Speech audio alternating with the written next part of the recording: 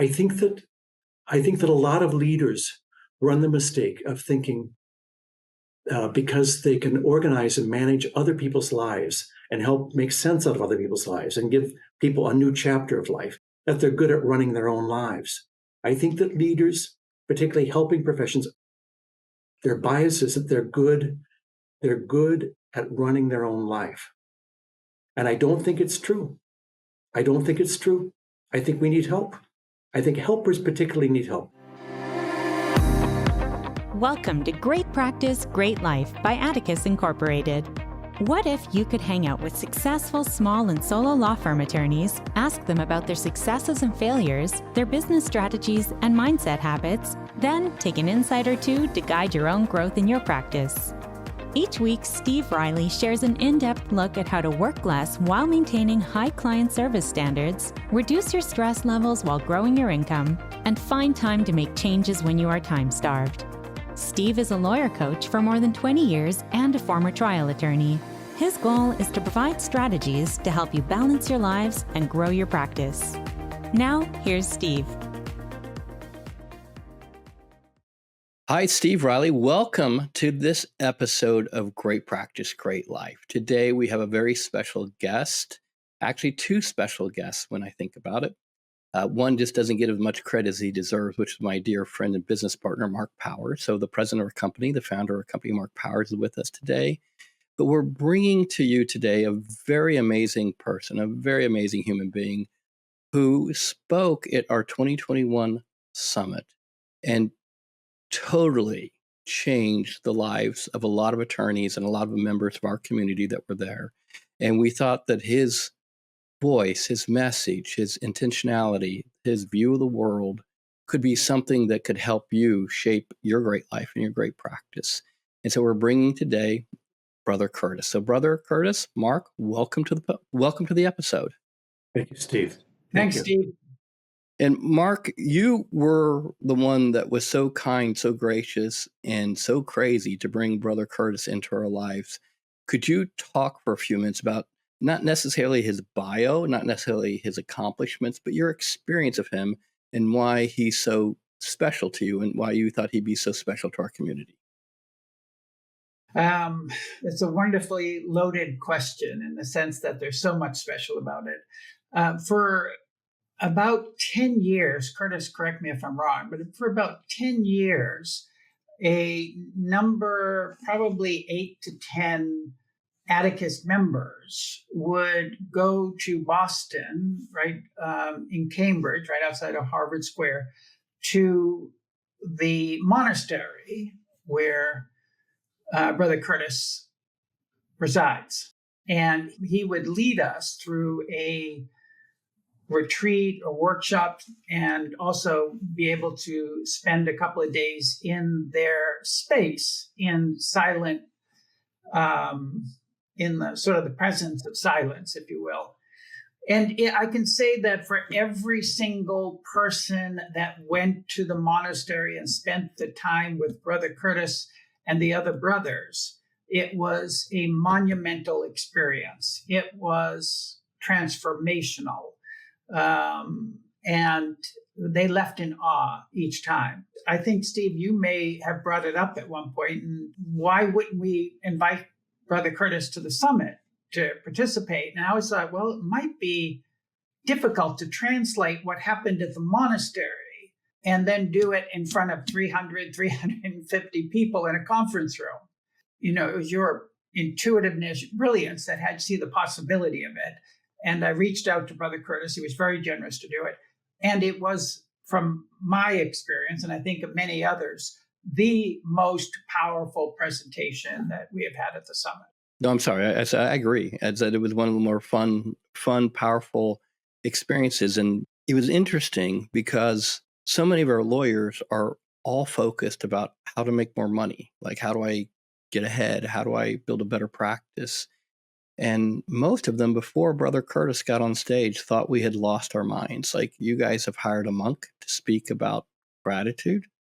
Have you completely, utterly lost your minds? And Brother Curtis, you totally changed lives of so many people that day. Now, we have zero expectation that you will have the same impact that you did because your use of silence is still spoken as one of the most greatest speaking tools that we've ever seen anyone speak from the stage with. Your use of silence, your use of being present, your powerful component of just being present and looking at people and creating this powerful, uncomfortable silence really was amazing. It's just, you're a gifted speaker, whether you mean to be or not. So, Brother Curtis, welcome. Welcome. Thank you, Steve. Mark. There are a lot of things that I'd like to talk to you about today. And there's a core value, a core statement that you were speaking about the summit. But if you're okay, I'd like you to talk about what comes to your mind or to your heart, in particular about a study that you've recently read that causes concern for you, or at least causes awareness. Would you mind talking about that? Be glad to, Steve. I was very moved by a publication which came from the office of the Surgeon General, Vivek Murthy, back in May, who talked about what he called an epidemic of loneliness and isolation and lack of connection, people with one another. And he reported in this study, which is available online, that one of every two people reported a deep experience of loneliness. And I thought, so this is what's been reported. And I bet there are many other people who could not bring themselves to admit this. So I think that there's a huge crisis with people being able to make meaning of life and to live their lives fully alive.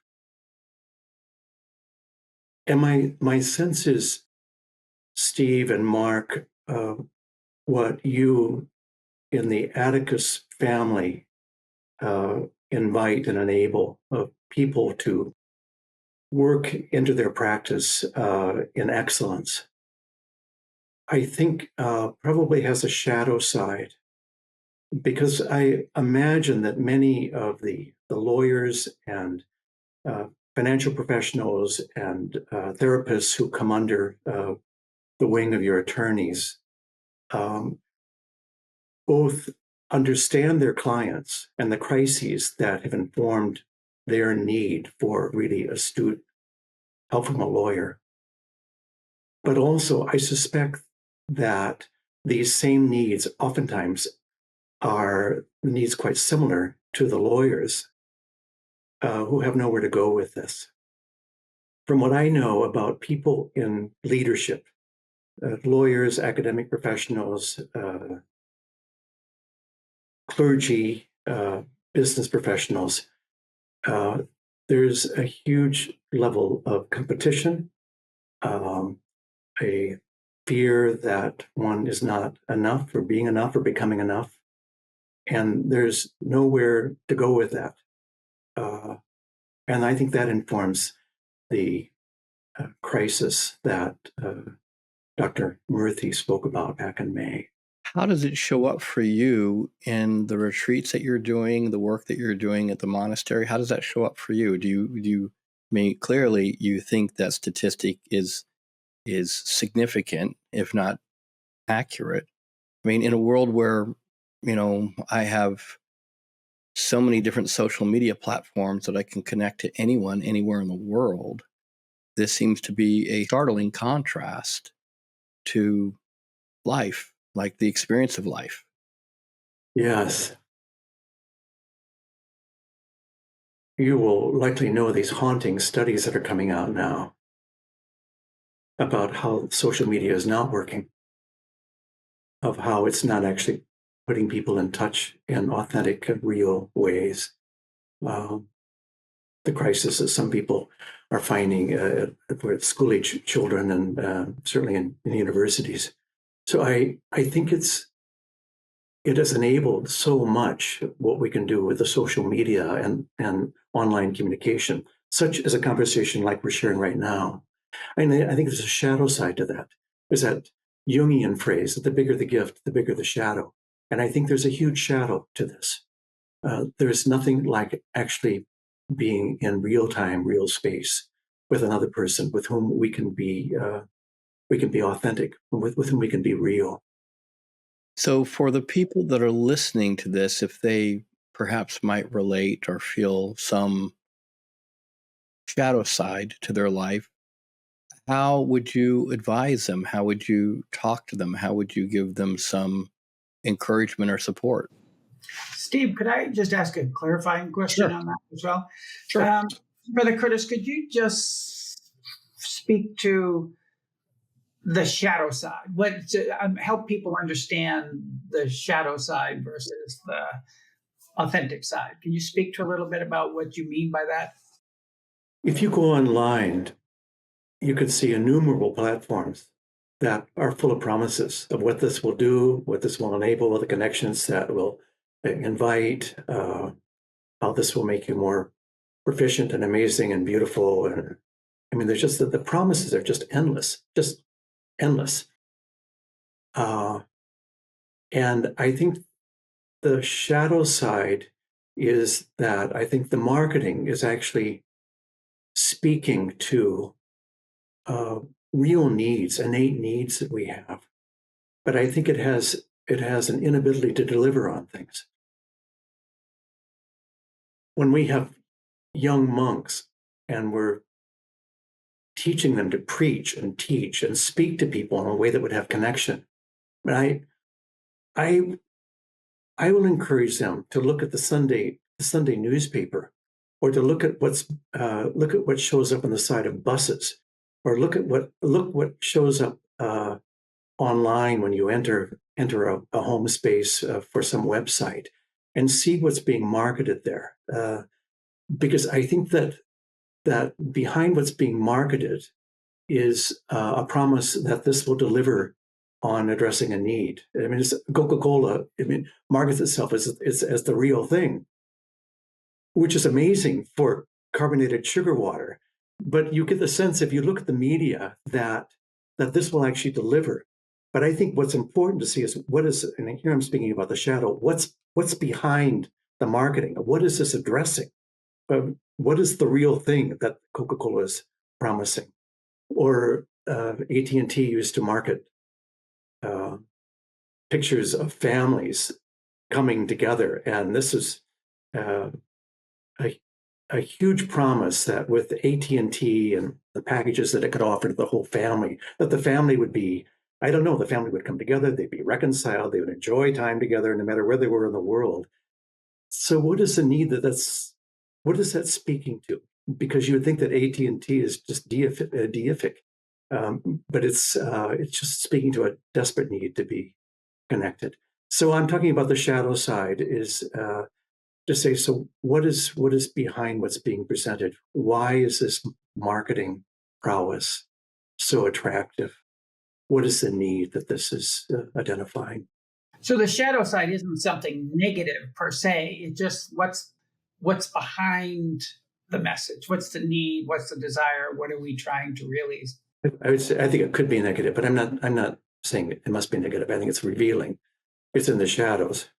So is it more of, going back to pick on Coca-Cola, which totally deserves it, is it more of an awareness of the lack of meaning of life to have people to feel more connected to meaning through simple marketing messages, commercial marketing messages that you're speaking to? Am I oversimplifying it, Brother Curtis? Is that what you're referencing as kind of the concern when you're counseling and advising young monks on how to distance themselves from some of the marketing messages and some of the advertising messages and some of the noise out there? Is that kind of how you're phrasing that or thinking about that?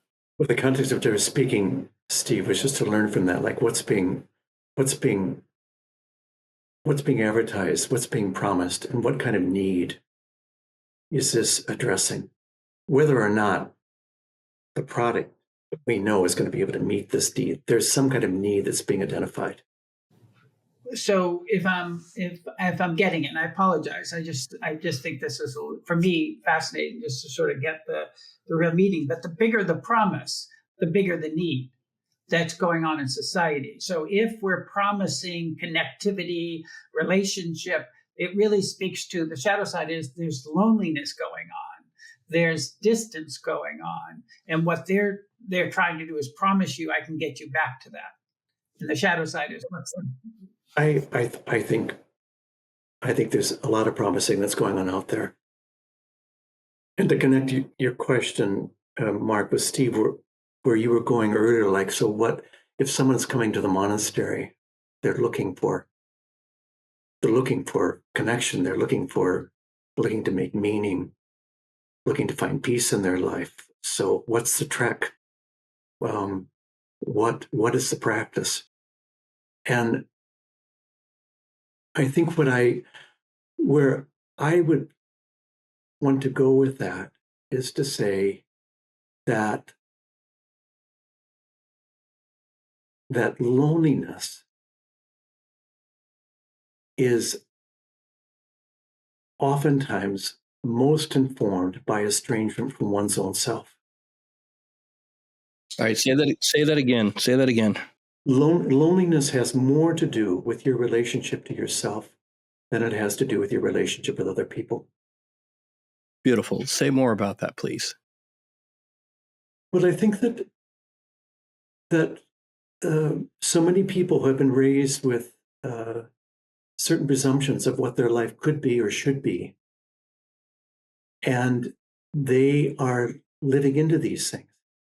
Another way of describing that is I think that everyone in virtually every household learns at a very young age, before they can process this cognitively, what the rules are to being loved.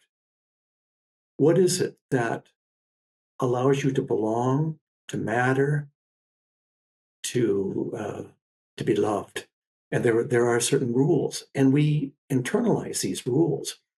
For many people, it's getting A's on a report card, which continues to show up long before we've left the academy. It's getting it right and being perfect. And I think that does not live well, because we're not perfect. I mean, we're works in process.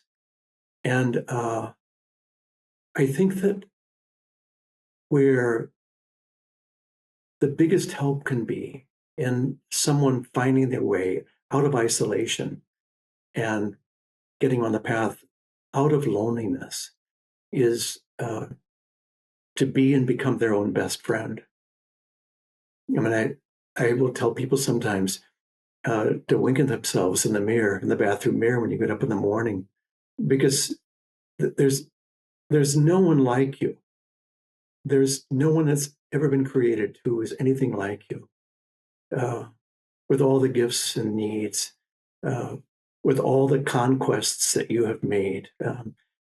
If they would only know how much of a miracle you are, especially given how you're coming across right now. But they don't know, and most people will never know. Even those who are closest to us will not know how amazing, how miraculous our life actually is, given from where we've come. So I think it's embracing the beauty and wonder of our own life, of being our own best friend, as I said. I think that is the road towards connectivity, of belonging, of finding meaning and hope and joy in life. Now that's a practice. Well, Mark, you're probably a perfect person to reflect and comment on this, because I think you're one of the more interesting people I've talked to in my life about developing yourself as your own best friend. So talk to me about your practice of that, while I give Brother Curtis a moment to collect his thoughts so he can give us some recommendations for our listeners of how to create a practice of that. Because you do this very, very well. I mean, Mark and I was laughing because he really doesn't need to collect his thoughts. His thoughts are always there. He's quite present. It's beautiful. So I would say, Steve, there's a number of things that, as Brother Curtis would say, have influenced that practice. And I can honestly say going to the monastery is one of them. Being able to be in a reflection, time for reflection, time to have a discussion and a conversation about who I am and who I'm being and what keeps me apart from people. So I think it's that.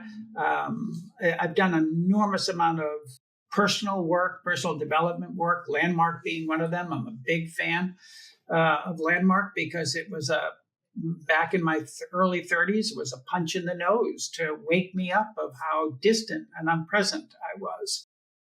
But I think just coming to grips with what your brother Curtis, what you're saying is recognizing myself as my own friend and treating myself as my own friend and not allowing me to communicate in a way that I would with myself, that I would never communicate with another human being. But it is a daily practice. It is a practice of winking in the mirror and forgiving myself on a regular basis, but also knowing that I've got work to do. But I would say, Steve, that it comes from for me, it came from engaging in conscious development work to be present, to be able to reflect on my presence, be able to know the impact my being present and my communication ability has on others. And finding out that it was hard for me to contribute to others if I wasn't a gift to myself first. I'll say one other thing about it is that I am, in your words, Brother Curtis, I would say early on in my household, I learned love was to be a pleaser to my mother and to others and to certain persons. So I had a pleasing and still have a pleasing commitment personality to sort of find and affect love. I haven't seen that part of our relationship. I'm just putting that out there. I'm just going to say. I will say that in that developmental process, in that constant looking into oneself, I discovered I don't need Brother Curtis and I don't need you to fill that void or that hole. That my best friend, does a brilliant job of feeding that. And I am constantly patting myself. And I don't mean this in an egotistical way. I mean this in a most loving way, patting myself on the back, acknowledging myself. So I don't walk around waiting for my spouse to do it. I don't wait for Brother Curtis to wait for you. It's always great that people do that. And quite frankly, sometimes I don't trust it. But I do trust my own validation and gratitude and love of myself. And it's, to your point, Curtis, it is for me, has been a constant practice in that process. But I will say the monastery just kept validating in that conversation and reinforcing it and educating it and enlightening it and empowering my experience with being around the brothers. Hey, Steve Riley, I just want to remind you, if you haven't registered for the summit, now is the time. Last year, the event sold out, the hotel sold out, and if you're not one of the first people in, you may not get to go. So it's November 14th and 15th, and I love the summit because we pull all the Atticus members together, whether they're working one-on-one, they're in a group program, no matter where they're at, we all get together, and we have kind of like this giant family reunion where we share cutting-edge strategies, we learn from each other, we learn from innovative thinkers, and we have a great time. It's a 2-day event, and it's all about you getting inspired, you learning innovation, and you taking ideas and learning how to turn them into invoices. Ideas are only good if you can make money off them most of the time. So you want to take an idea and implement it. So day 1 is all about inspiration. Day 2 is about how to apply that inspiration in your practice and in your life. This year we have 3 fantastic speakers. Max Lugavere, who is going to talk about his thinking around his book, Genius Foods, his podcast, Genius Podcast, all about how to improve your cognitive function.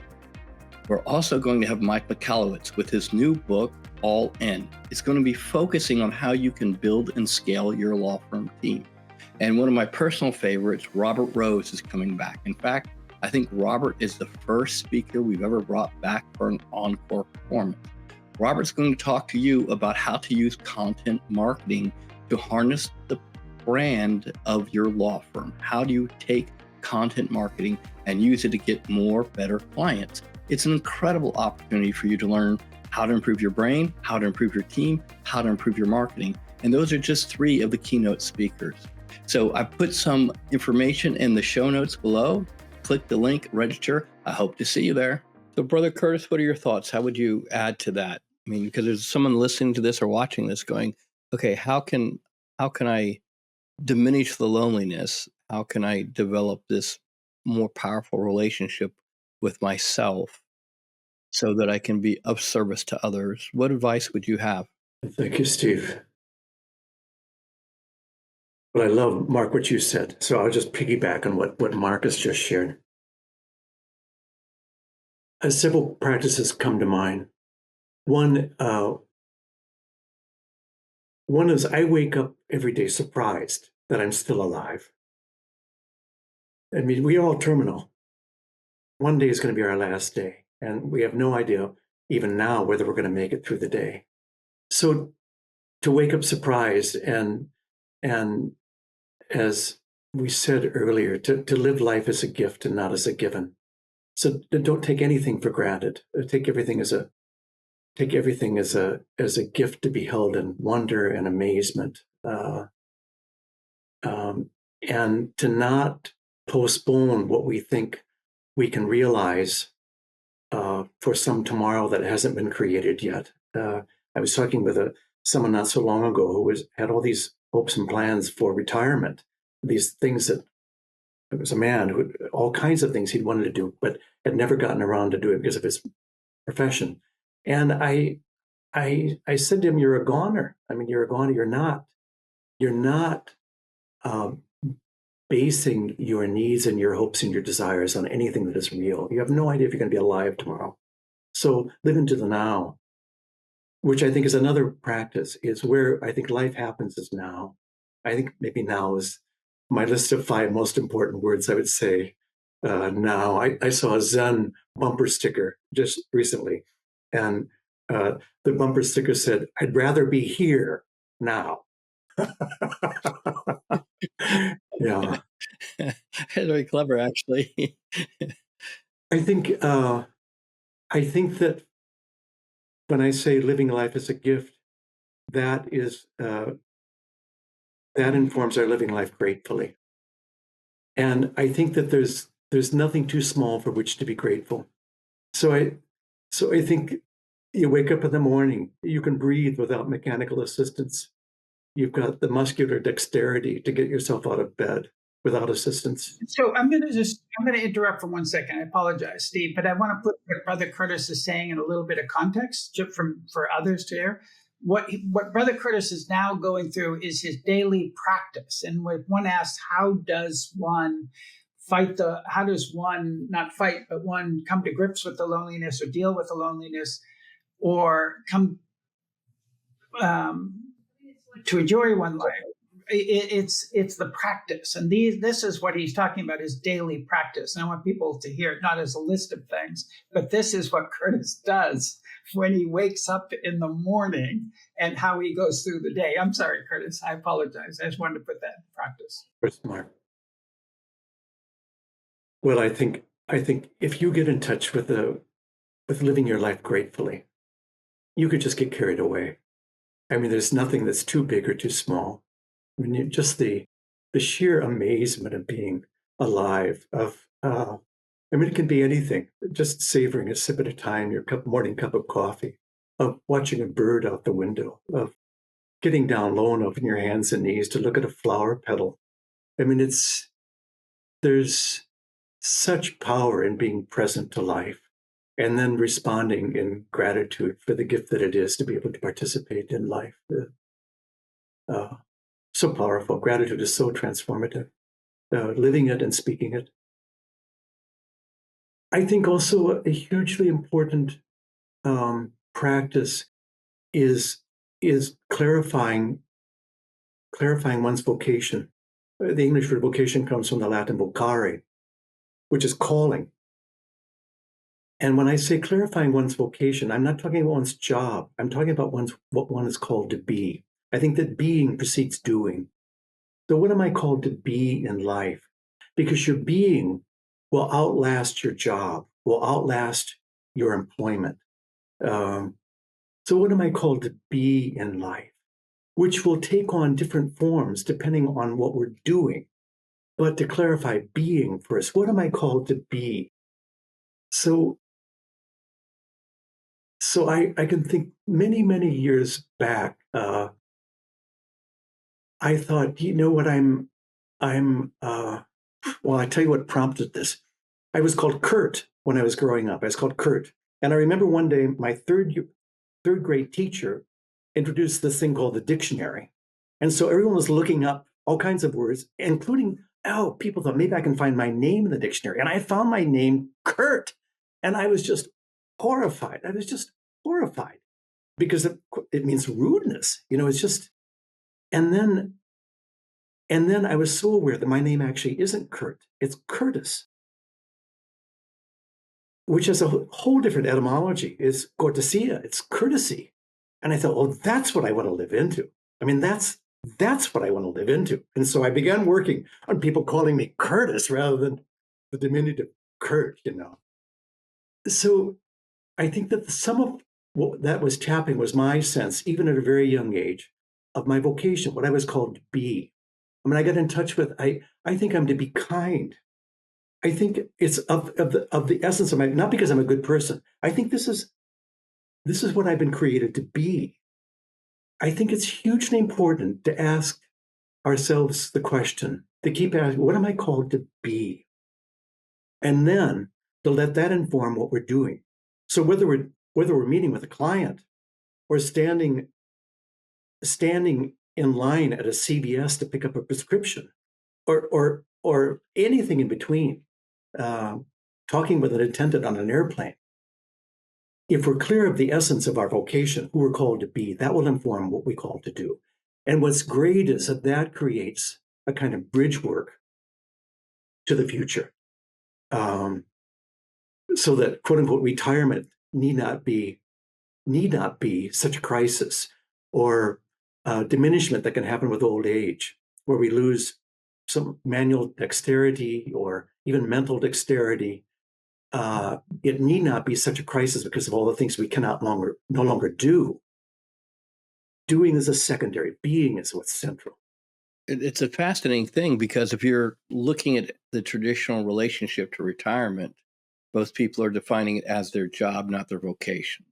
And so you're shifting the conversation that this is not about your job per se, it's about who you're being and who you're declaring yourself to be. I would start with the being. Yeah, start with the being, and then let the being inform what you're doing in your job, in your avocations, in your voluntary activities. I think it's really clarifying about vocation. What is your vocation? And distinguish that from job. I think so that your job emanates from your vocation rather than vice versa. There's another in the Atticus language.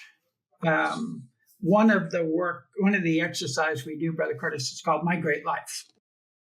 And in that, we have people go out to view their life out in the future and then come back and work on it here. So we define it, who they're being, who they want to be. But Steve, I think about that part of the exercise that says my lifetime legacy, because the legacy is it's really, in a lot of ways, it's your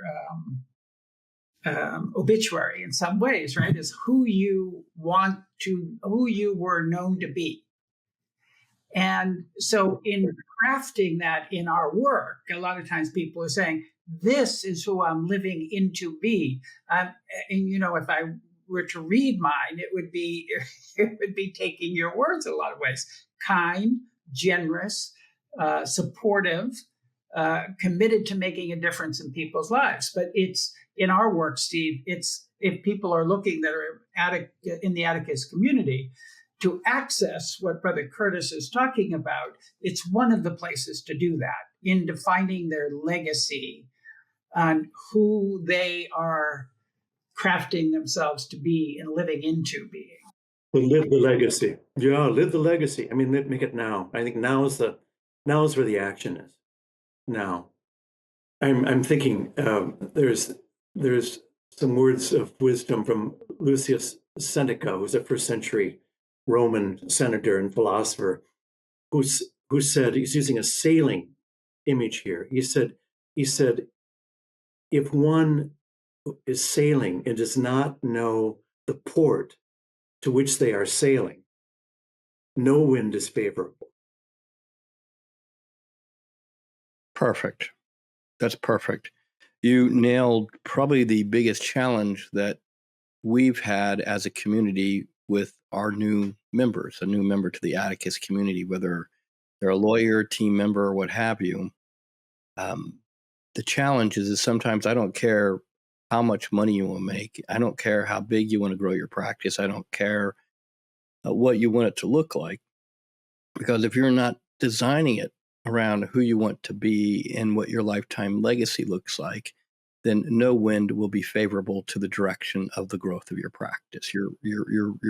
You're not paying attention to your vocation. You're only paying attention to your job, and you're paying attention to cash flow, which no matter how much cash you make will always be meaningless if it doesn't align with who you want to be and it doesn't align with what you would like to contribute to the world and who you'd like to be.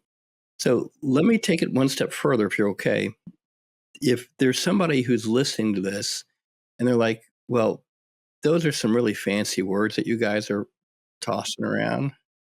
And if I'm looking right now and I don't know who I want to be, I'm lonely, I'm disconnected from myself, I'm at a low point in my life, and I feel I'm at a loss, and I don't know where to start. Your gratitude practice is profound. Where else would you tell them to start with trying to get connected with who they'd like to be? Does that question make sense to you, Brother Curtis? Mm-hmm. Yeah, and I would even ramp up what you just said, Steve, and say it's even more than who you'd like to be. Is it who are you? I mean, who are you? What is the gift of life that's been given to you? Well, I'll say three things that come to mind, Steve. One is the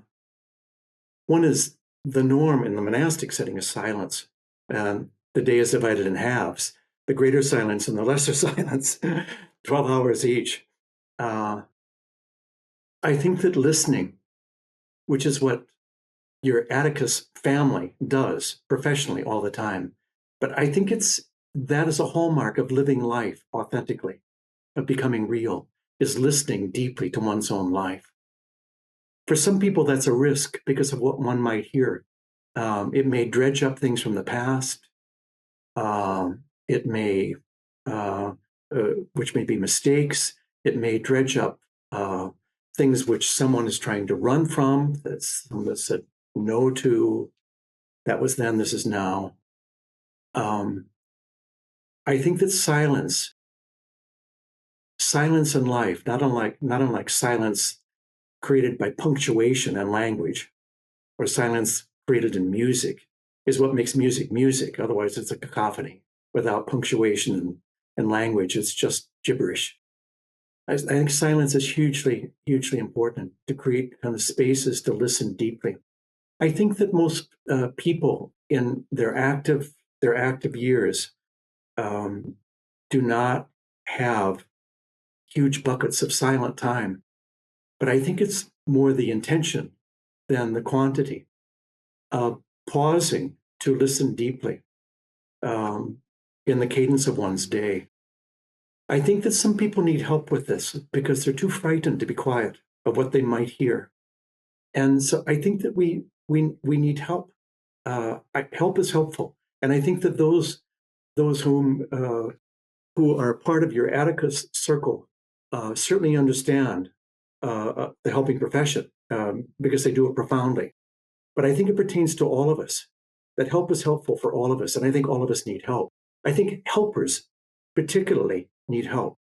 And so we need to find where to go. Where are those places and where are those people to be helped? I'm a monk. And so there's in this tradition in which I live, there's a name given to a higher power. I don't presume that the name that I have for a higher power is shared by the Atticus listeners. But I would say that that's also something hugely important in terms of finding one's vocation, of becoming fully and freely alive, is finding some source of higher power. And it needs to be bigger. It needs to be bigger than it needs to be bigger than who we are. Um, I think that a lot of leaders run the mistake of thinking because they can organize and manage other people's lives and help make sense out of other people's lives and give people a new chapter of life, that they're good at running their own lives. I think that leaders, particularly helping professions, their bias is that they're good at running their own life. And I don't think it's true. I don't think it's true. I think we need help. I think helpers particularly need help. And so I think this comes in many different forms, but I think it needs to include a higher power that is something greater than the power that we can manifest in and of ourselves. It has to be more than that. Whatever it is, it has to be more than that. Or we will wake up someday in a vacuum, I think, which will be a real crisis. And I'll name two other things, Steve, that I think can help enormously in finding our vocation, our calling, who we are to be, who we are to be. One of these things is humility, which does not get good press in our culture. Nor in our community, by the way. Yeah. Well, I mean, but the whole American culture is not. Yeah. Humility is not a big thing. Humility comes from the Latin etymology, humus. It's ground. It's being grounded. That we are not perfect, none of us, and we're prone to error, and we need help getting out. There's a wonderful detective series written by an author in Quebec named Louise Penny, and she's written a whole series on a rural chief, a rural police inspector named Chief Inspector Ganache. And Ganache says that one of his secrets for being so successful in his work as a chief inspector is are four phrases that he keeps in mind all the time and that he expresses to those working with him and those whom he's serving. I don't know. I need help. I'm sorry. I was wrong. I don't know. I need help. I am sorry. I was wrong. Now I think Louise Penny has captured something around what I'm calling humility here. And I think that that plays well in living an authentic life. And I'm using this ancient word for this of humility, which is a real groundedness. You were going to say something, Steve? No, I was actually, I'm familiar with the series, and it's funny because they also have a great series of movies on Amazon Prime that are based off the. Oh, on this. I haven't. I don't. Oh know yeah. that. I'll get you. Well, I'll get you the link. We'll make sure. I don't know. Do they allow you to watch TV in the monastery? About an hour every 3 or 4 months. Okay, so we'll just have to keep you to the books. So we'll have to keep you on the books. I'm very familiar with the books. Yeah, I'm thinking we'll have to keep you committed to the books. So you had number 4 though before I interrupted you, because you said silence, which is sitting in silence, which is difficult for a lot of people, especially some of the professionals we work with. because they have no silence. They have no space for silence. I remember driving to work and being able to turn off my radio and turn off my cell phone and having quiet time sitting in traffic. And I was sometimes appreciative of having quiet in Absolutely. traffic. Beautiful. Yeah. So, Steve, Go ahead. how about Steve? I'd say, and this is where I'd say it's more intention than quantity. So I think that even claiming 1 minute between clients, breathing out any debris, residue, breathing out what is clogging life, what is distressing, disturbing, breathing out fear, breathing in what does one's soul crave? Breathing in hope, breathing out fear, breathing in hope, breathing out fear, breathing in hope. It's kind of a respiratory therapy for the soul. And it could take place in a minute's time of what is getting in the way of life. And then what is the channel for life? Breathing out the debris and breathing out what is life-giving. And I'm just lobbying for a minute here or there. When someone was on retreat here at the monastery not so long ago, and they said, this has been so important. I've got to make sure that I get this in my calendar to do this once a year. And I said, oh no. You cannot wait for a year. I mean, you have to make at least several retreats before the end of the day. I mean, you have to make several retreats, But I'm not talking about this much time. I'm talking about a window of retreat, which will create the kind of space to apprehend where is life and what is life and how am I to be living life, to be authentically who I am. Otherwise, it's a treadmill. It's a treadmill. I think you called at one time when we were at the monastery, you called those retreats, those being able to step back, be present, breathe in, breathe out, defragging the soul. Oh yeah, defragging. Yeah, yeah. So the description that you have is what I was taught was called a breath prayer. And my background is my father's an atheist. My aunt was a Mother Superior Catholic. I have two uncles who were priests. One was a Jesuit, and he had a similar, I won't say a monastic life, but he did have a life like similar to yours, where he was of leadership and service and wrote and spoke on a regular basis. And I remember having a conversation with him and my mother one time as a young man about prayer and prayer life. And he called it a breath prayer. And so so I had this, elaborate conversation in my mind about what prayer looks like. And so the breath prayer that you just shared with us is pretty profound, which is, a quick let go of fear, breathe in hope. And, mine was a very simple one, and hopefully this will not offend anybody listening, but the one that my uncle and my mother taught me was praise God. And so it was a gratitude prayer. It was a prayer of countering anxiety, countering fear. And that was a gratitude prayer. And I've had that prayer whenever I can't sleep, and whenever I've caught myself, sometimes that is my go-to practice, my go-to gratitude prayer. So, boy, we're getting really deep on this particular episode. I want to make sure. Go ahead, Mark.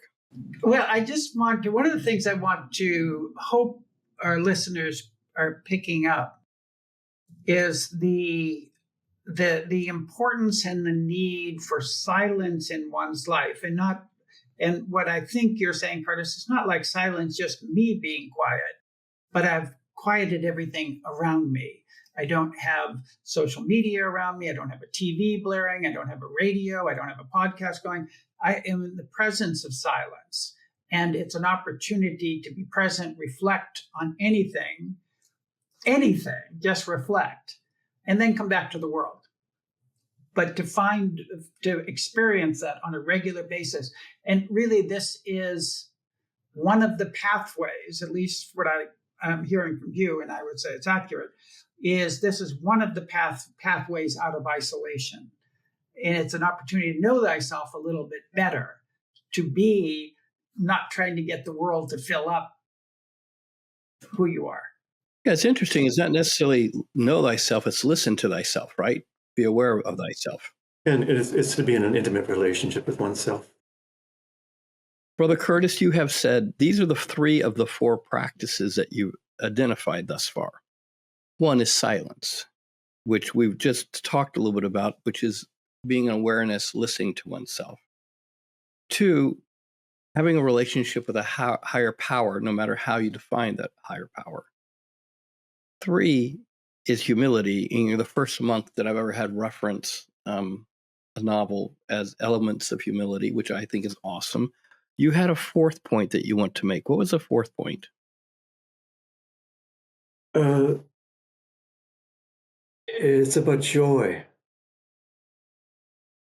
Oh, you're going to push your luck now.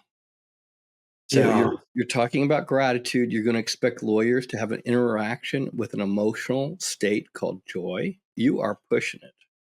This is getting a little crazy. So, all right, talk to me about joy. I've heard of this. I may have experienced once or twice. Talk to me about joy. Yeah. Well, I think that this also can be informed by the cadence by which one lives life. That if one changes the informing verb from doing to being present to life, apprehending life, being grateful for life, then I think there's the space to take in a whole nother level of life that we will miss in the blur. We will completely miss in the blur of life if we're not pausing. And we've had this wonderful verb in English called enjoy. Enjoy is to allow the joy to come in. And I think having the space to savor life, I love micro photography. And one of the things I love about it is you have to be very still. And oftentimes you have to be very patient until something happens. I wanted to photograph bees up at our rural monastery. And I was down on my haunches for about 45 minutes until a bee came and lighted on a budding flower. And I got the photo, but it took 45 minutes. So what I'm lobbying for here is joy emanating out of enjoyment, of getting joy in. And I think that takes time. And I would want to say to anyone who is skeptical, I would say you're worth it. Life is very brief, and it's to be savored, and you simply don't want to miss a moment of it. I remember the story told about St. Francis of Assisi back in the Middle Ages. He was out in his garden, and one of the friars came and said to him, Francis, if someone told you, or somehow or other you knew, that today was your last day of life, what would you do? He's down on his hands and knees gardening when he's receiving this question. What would you do? And Francis said, garden.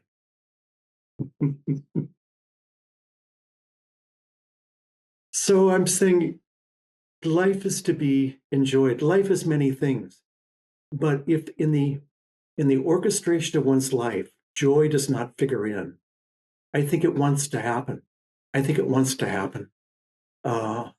And from my own experience with joy, that if someone is living without joy, I think if they will pause and take in the amazing gift of life, and you can turn in 360 degrees. I mean, anything can be a portent of this or a portal for this. I think if they will do this, they'll be brought to tears because life is just so amazing. It's so amazing. It's so difficult. There's so much suffering, and there's so much wonder. Brother Curtis, there's no doubt that Mark and I could spend hours with you, and you have other commitments to do. I know that we have an evening routine and practice that you must comply with as a monk. Is there anything you'd like to share with us or share with our listeners before we wrap up for today? Thank you, Steve. Such an honor to be invited into your circle. I'm thinking of some words of practices of Viktor Frankl, who was Austrian, who was imprisoned by Adolf Hitler in concentration camp during World War II. So many of his family members were exterminated. He survived, became a psychiatrist, much published psychiatrist. And something that impressed me greatly reading him was a practice that he and two of his inmates in a German concentration camp took on. And that was every single day, they looked to find something that was funny. They looked for something they could laugh about every day. And I think that is a wonderful compliment to life, that we need to take life incredibly seriously, but not all the time. So have fun. That's the perfect way of wrapping this up. So, Brother Curtis, thank you. Thank you for being who you are.